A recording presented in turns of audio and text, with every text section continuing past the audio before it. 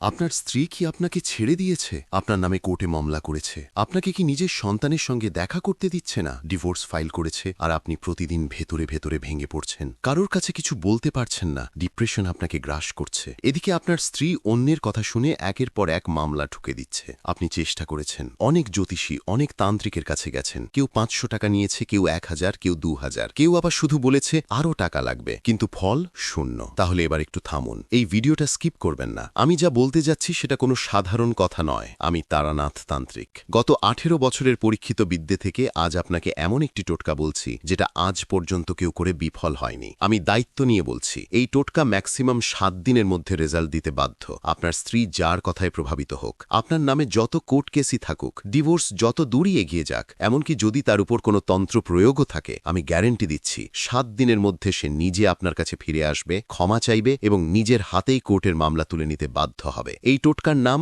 রক্ত চৈতালি টোটকা। চৈতালি টোটকা করার নিয়ম: যে কোনো শনিবার যুক্ত অমাবস্যা তিথি রাত ১২টার পর একটি বেলগাছ থেকে একটি বেলপাতা নিন। লাল কালি দিয়ে বেলপাতায় আপনার নাম ও স্ত্রীর নাম লিখুন। একটি লাল সুতো দিয়ে ৩টি গাঁথ দিয়ে বেলপাতাটি বাঁধুন। এইবার আমি বলা মন্ত্রটি ৩ বার বলুন। ওং ক্রিং কালিকা দোহাই মহামায়া মা কালী শরণং, কামাখ্যা দোহাই নীলাচল বাসিনী শক্তি জাগো, কামদেব দোহাই অনঙ্গ বাণের হৃদয় বাঁধো, যাহাকে শৃঙ্গি তার চিত্তমোহে আবদ্ধ হোক, মম বাণী শ্রবণে অনুরক্ত হোক, মম পথে প্রত্যাবর্তন করুক। ওং হ্রিং ক্রিং স্বাহা। এরপর বেলপাতাটি নিজের বাড়ির ঈশান কোণে কোনো গাছে এমনভাবে বাঁধবেন যাতে বাতাসে দুলতে থাকে। এই ক্রিয়া করতে হবে আপনাকে রাত ১২টা থেকে ৩টের মধ্যে। তারপর পরবর্তী ৭ দিন প্রতিদিন সকালে ঘুম থেকে উঠেই বাসি মুখে বাসি কাপড়ে সেই বেলপাতার দিকে তাকিয়ে মন্ত্রটি ৩ বার পড়বেন, ৩ বার ফুঁ দেবেন, ফিরে আসবেন। ৩ থেকে ৫ দিনের মধ্যেই রেজাল্ট দেখা শুরু হতে পারে, কিন্তু ৭ দিন সম্পূর্ণ করতে হবে। রেজাল্ট এসে গেলেও নিয়ম বন্ধ করবেন না। এই টোটকায় সবচেয়ে দরকার ভক্তি বিশ্বাস। আপনি এই টোটকা করুন, আপনার স্ত্রী ও সন্তানকে নিজের ঘরে ফিরিয়ে আনুন, সুখে শান্তিতে জীবন কাটান।